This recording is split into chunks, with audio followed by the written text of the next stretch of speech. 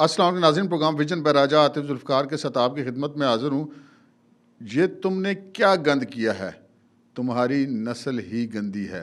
जी हाँ, ये तलखी, ये झड़प, ये मुकालमा हुआ है खावर फरीद मानिका जो बुशरा बीबी के पहले शौहर हैं उनके दरमियान और इमरान खान की बहनें जो कि बुशरा बीबी की मौजूदा नंदे हैं उनके दरमियान ये एक मुकालमा हुआ है सेंट्रल जेल अडयाला के अंदर। इस केस का अब जितना भी हम तस्करा करते चले जाएंगे इसमें से ऐसी चीज़ें निकलती चली जाएंगी। गुज़श्ता जो शब हमने व्लॉग किया उसके अंदर हमने इस केस की तकरीबन सारी डिटेल्स दे दी थी। बुशरा बीबी की जो फर्स्ट टाइम मीडिया से गुफ्तगू हुई वो भी हमने दी, इमरान खान की गुफ्तगू दी, जो वहाँ पर कमरा अदालत के अंदर होता रहा वो भी दिया। लेकिन अब उसमें कुछ मज़ीद चीज़ों का इल्म हुआ है, हमने कहा वो भी आपके साथ शेयर कर लें। और इसी वीडियो के अंदर हम आपको इलेक्शन कमीशन ऑफ पाकिस्तान के एक नए हुक्म के बारे में भी बताएंगे और किस्सा अर्ज़ करेंगे आपसे दो वीडियोज़ का। एक वीडियो है कप्तान की बच्चे को पपी की और एक है अपनी आपा फिरदौस आशिक अवान के गुस्से की। ये क्या मामलात हैं इन पे बात करेंगे, मगर इससे पहले कि अपने प्रोग्राम को आगे बढ़ाएं आपसे गुजारिश है कि अगर अभी तक आपने हमारा चैनल सब्सक्राइब नहीं किया तो प्लीज़ कर लीजिए, साथ ही बेल आइकॉन भी दबा दीजिए ताकि जो ही हमारा कोई नया प्रोग्राम अपलोड होता है तो उसका नोटिफिकेशन फौरी तौर पर आपको मौसूल हो सके। प्रोग्राम का बाकायदा आगाज़ करते हैं नाज़रीन। ये जब से इमरान खान और बुशरा बीबी के जो दौरान इद्दत निकाह वाला केस चल रहा है, हम बार बार ये आपसे अर्ज़ करते रहे कि ये जो मामला आगे चलेगा इसके अंदर से बहुत सारी ऐसी चीज़ें निकल कर सामने आएंगी जो कि बहुत अजीब महसूस होती हैं, लेकिन इस किस्म के केसेस में ऐसा होता है। और बुशरा बीबी वो बार बार इस मुकदमे से बचने की कोशिश करती रही। मुतअद्दिद बार वो जब ये जेल ट्रायल नहीं था तब भी अदालत के अंदर हाज़िर होने से कतराती थी, किसी न किसी बहाने पेश नहीं होती थी और इवन अडयाला जेल के अंदर भी वो ऐसा ही करती थी। लेकिन ये एक केस एक ऐसी चीज़ होती है जिसको बहरहाल जो जिस मरहले पर ये केस अब है, ये मरहला इस केस के दौरान आना ही था। कमरा अदालत के अंदर जो इमरान खान, खावर फरीद मानिका, बुशरा बीबी के दरमियान जो झगड़ा हुआ, ये भी कोई अनएक्सपेक्टेड बात नहीं थी।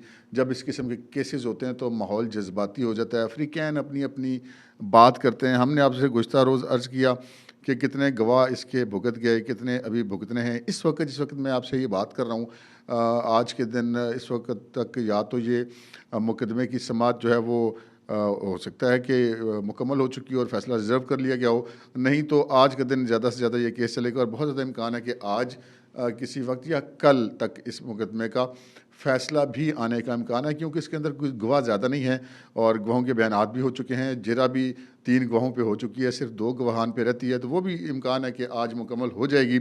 अच्छा, लेकिन गुज़श्ता रोज़ जो इस अदालत के अंदर इस मुकदमे की जो जिरा हुई उसमें जो सबसे अहम जिरा थी वो जिरा थी जो खावर फरीद मानिका पर बुशरा बीबी के वकील उस्मान गुल ने की। अच्छा जी, ये जो इनकी जिरा थी जो खावर फरीद मानिका पर की वो 5.5 घंटे तवील जिरा थी। किसी एक गवाह के ऊपर इतनी लंबी जिरा बहुत कम ही होती है।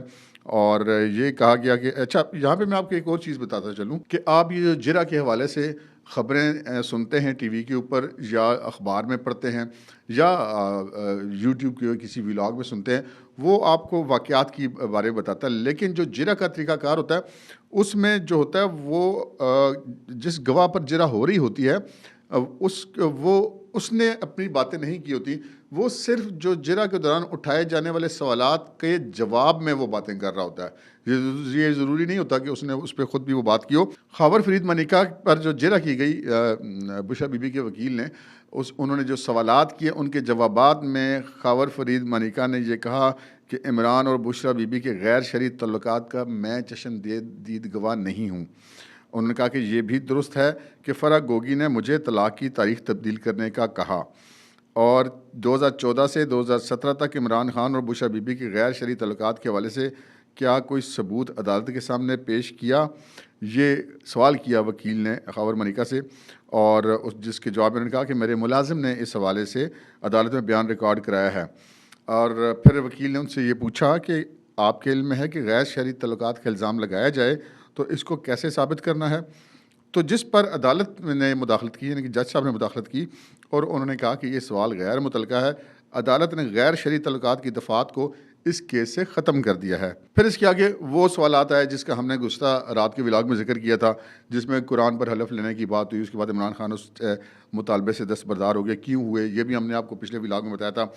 उसके बाद फिर जो वकील ने सवालात किए और उन सवालात के जवाबात देते हुए जो है वो खबर फरीद मलिका ने ये कहा कि मुझसे ऐसे सवालात करे हो जैसे अनपढ़ हो।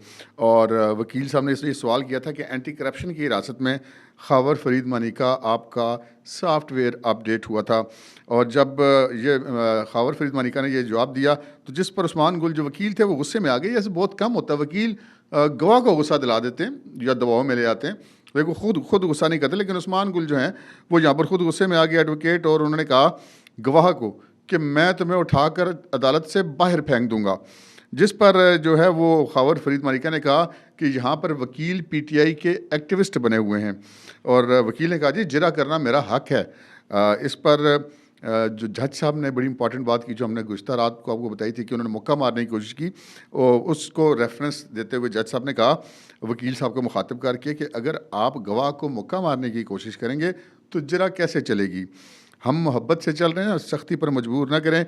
और फिर उन्होंने उस्मान गुल को जरा जल्द मुकम्मल करने की हिदायत की, जिस पर उस्मान गुल ने कहा कि जी अदालत मुझे ये नहीं कह सकती कि मैं जरा 15 मिनट में मुकम्मल करूं। तो फिर जज साहब ने कहा कि अगर आपने गैर मुतल्लका सवालात का सिलसिला जारी रखा तो आपका हक ख़त्म कर दूंगा जरा का, और जितना वक्त आपने लिया है इस जरा में इतनी देर में 4 गवाहों पर जरा हो सकती थी।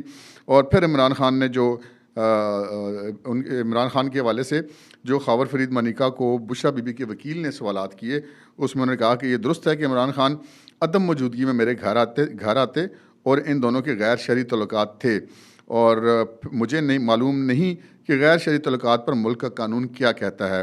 और फिर उन्होंने कहा कि यह भी दुरुस्त है कि 2018 से नवंबर 2023 तक इस जुर्म से मुतल्लिक मैंने कोई शिकायत दर्ज नहीं करवाई। ये खबर फरीद मलिका वकील साहब की जरा के दौरान पूछे गए सवालात के जवाब में कह रहे हैं। और फिर उन्होंने कहा कि ये दुरुस्त है कि मैंने एंटी करप्शन में मुकदमा अपने रिहा होने के 10 दिन के बाद शिकायत फाइल की थी इस हवाले से। फिर जो पै दर पे सवालात थे उनके जवाब देते हुए खबर फरीद मलिका ने कहा कि यह दुरुस्त नहीं है कि मैंने शिकायत इस्टेब्लिशमेंट के कहने पर फ़ाइल की, और ये भी दुरुस्त नहीं है कि बुशरा बीबी ने इद्दत पूरी करने के बाद निकाह किया। और जिरा के दौरान खबर फरीद मलिका जो है वो ना सिर्फ ये कि आप दीदा हो गए बल्कि बार बार आप दीदा होते रहे।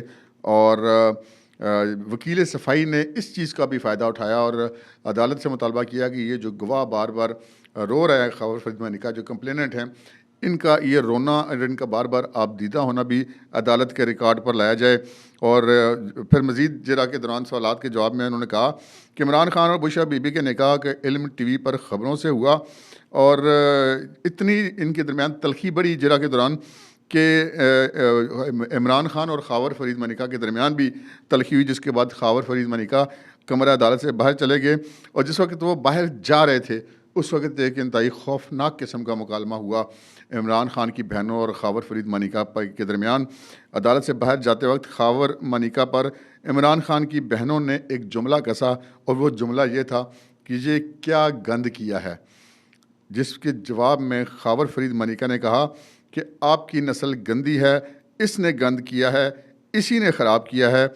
ये खबर फरीद मलिका ने जवाब दिया इमरान खान की बहनों को। तो ये जनाब मामलात अब इस हद तक पहुँचे हुए हैं कि यहाँ पर इतना ये केस ये कहते हैं ये रायता इतना फैल गया है कि उसको रिपोर्ट करना भी इंतहाई मुश्किल होता जा रहा है। अब अपनी अगली खबरों की तरफ बढ़ते हैं जनाब। इलेक्शन बस अब सर पे ही हैं।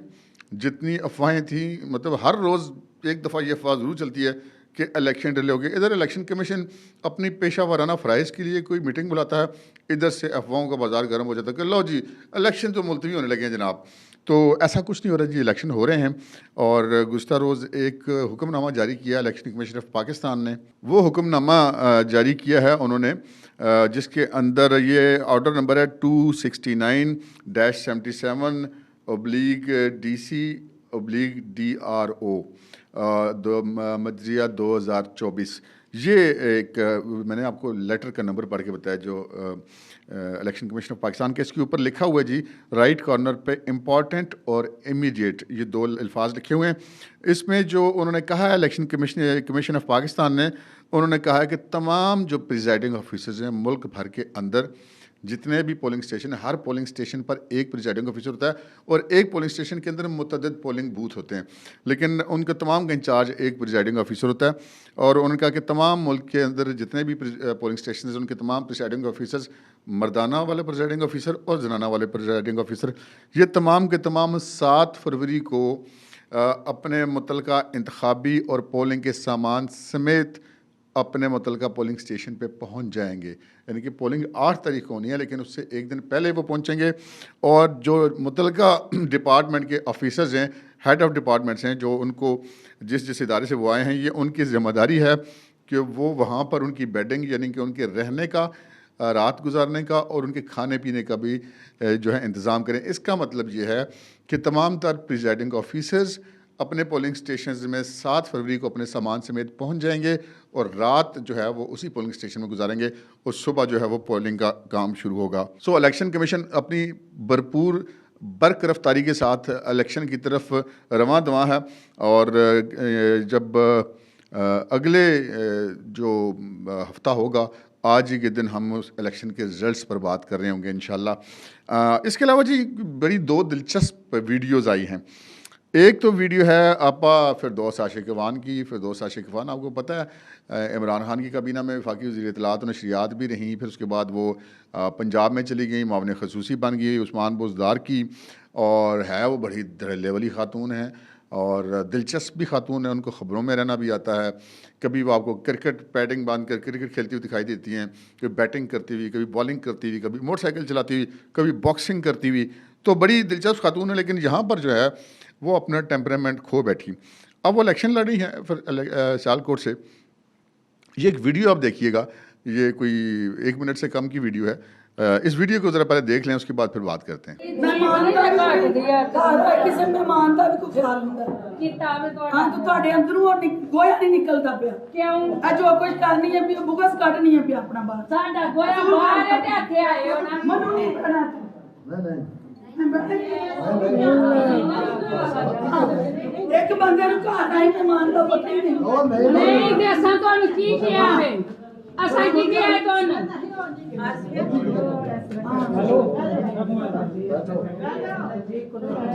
ਨਹੀਂ ਦੇਖੋ ਕਿ ਅਸਾਂ ਤੁਹਾਨੂੰ ਕੀ ਕਿਹਾ ਤੁਹਾਨੂੰ ਇਹੋ ਜਿਹਾ आपने देखी जी वीडियो। आपा फिरदौस आशिकवान बिल्कुल ही हत्थे से उकड़ी हुई थी और गुस्से में आ गई थी, और जो उन्होंने गले में हार पहने हुए थे वो भी उन्हें उतार के सोफे के ऊपर दे मारे और निकल रही थी। वो घर वाले उनको रोक रहे थे। उन्होंने को इलेक्शन की मुहिम के दौरान वो गई, आगे से कोई ख़वातीन ने बात कर दी तो वो फिर गुस्सा खा गई। और वैसे तो खैर ये एक नेचुरल सी बात है गुस्सा खाना, लेकिन सियासतदान को ये ज़ेब नहीं देता। उसके वोटर्स होते हैं, जब वो ख़ुसूसन इंतखाबी मुहिम के दौरान तो सियासतदान बिल्कुल ही इस तरह नहीं करता कि वो बड़ी बातें करते हैं, बड़ी तल्ख बातें भी सुननी पड़ती हैं, तल्ख फ़िक्रे भी कहने पड़ते हैं, लेकिन वो अपने असाब पे काबू रखता है, अपने जज्बात पे कंट्रोल रखता है। यहाँ पे आपा फिरदौस आशिकवान जो हैं वो थोड़ी सी अपने गुस्से को कंट्रोल करने में नाकाम रहीं और वोट मांगने आई थी और उल्टा वोट ख़राब करके जाने वाली बात कर रही थी। इस वीडियो के अंदर आपने देखा। इसके बाद मैं आपको ये दूसरी वीडियो दिखाता हूँ। ये ज़रा देखिए, ये वीडियो है जनाब मरियम नवाज शरीफ के जो शौहर हैं कैप्टन रिटायर्ड सफदर अवान, उनकी वीडियो है। ये ज़रा देखिएगा।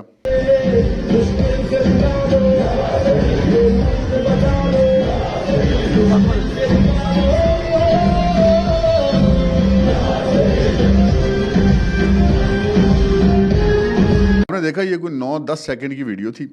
इस वीडियो में जो कैप्टन सफदर अवान है इंतखाबी मुहिम के दौरान अपने लोगों के साथ एक जमगट्ठे के साथ गुजर रहे हैं कि एक बच्चा जो है वो 10-11 साल का बच्चा बज़ाहिर लगता है, वो 2 झंडे पीटीआई के उठा के खड़ा है रास्ते में। और यहाँ पर वो उसको नज़रअंदाज करके भी गुजर सकते थे, लेकिन उन्होंने एक इंतहाई आला ज़र्फ़ का मुज़ाहरा किया, एक बड़ेपन का मुज़ाहरा किया कि अपने मुखालिफ सियासी जमात के झंडे उठाए हुए बच्चे को वो रुके, उससे बगलगीर हो गए, उसको अपने सीने से लगाया और उसके माथे पर या उसके सर पर उन्होंने एक पप्पी की। ये इनकी वीडियो बड़ी वायरल हुई कैप्टन सफदर की, और मुल्क के अंदर जितने भी संजीदा तबके हैं, जितने भी सियासतदान हैं, जितने भी मुख्तलिफ शोबाए ज़िंदगी के लोग हैं, उन सब ने इस वीडियो की तारीफ़ की। और ये वीडियो ख़ुद कैप्टन सफदर ने पोस्ट भी की और उन्होंने कहा कि ये भी हमारे बच्चे हैं, ये फ़िक्रा लिख कर। ये एक बड़ा अच्छा फ़िक्रा था, एक बड़ा अच्छा जेस्चर था। ये पाकिस्तान के अंदर जो सियासी रवादारी है पाकिस्तान के अंदर ख़त्म होती हुई दिखाई दे रही है। और ये कहने में कोई आर नहीं है कि यहाँ पे अगर पीटीआई के कोई लीडर्स जा रहे होते इस तरह और रास्ते में कोई मुस्लिम लीग नून का या जमीयत उलमा इस्लाम का या पीपल्स पार्टी के झंडे लेके कोई बच्चा खड़ा होता तो उसको फेंटी तो लग सकती थी, बहरहाल उसको किसी ने सीने से लगा के उसको प्यार नहीं था करना। ये एक तल्ख़ हकीकत है जो हमें माननी पड़ेगी। तो इस वाक़े के बाद कैप्टन सफदर का जो है वो इमेज जो है वो बड़ा है, इसमें कोई डाउट की बात नहीं है कि जो कैप्टन सफदर का इमेज है कि वो एक बहैसियत एक इंसान। वैसे कभी आप अगर कैप्टन सफदर की गुफ्तगू सुने तो वो गप बड़ी रौनकी लगाते हैं और महफ़िल जिसमें भी बैठे उसमें वो रौनक लगाई रखते हैं, अपनी तरफ मतवज्जो रखने का फ़न उन्हें आता है। लेकिन ये जो है एक बेसाख्ता मामला था क्योंकि वो गुज़रे थे, इत्तफ़ाक़न उन्होंने बच्चे को देखा और सेकंड्स के अंदर उन्होंने ये फ़ैसला किया कि उन्हें क्या करना चाहिए और उन्होंने वो किया, जिससे बहरहाल उनके कद में इजाफा हुआ है। आज की जो ख़बरें हैं, इस वक्त बहुत सारी ख़बरें चल रही हैं, पाइपलाइन में हैं। इंशाल्लाह अगले व्लॉग में आपके साथ शेयर करेंगे। अब तक के लिए इतना ही, इजाज़त दीजिए। अल्लाह हाफ़िज़।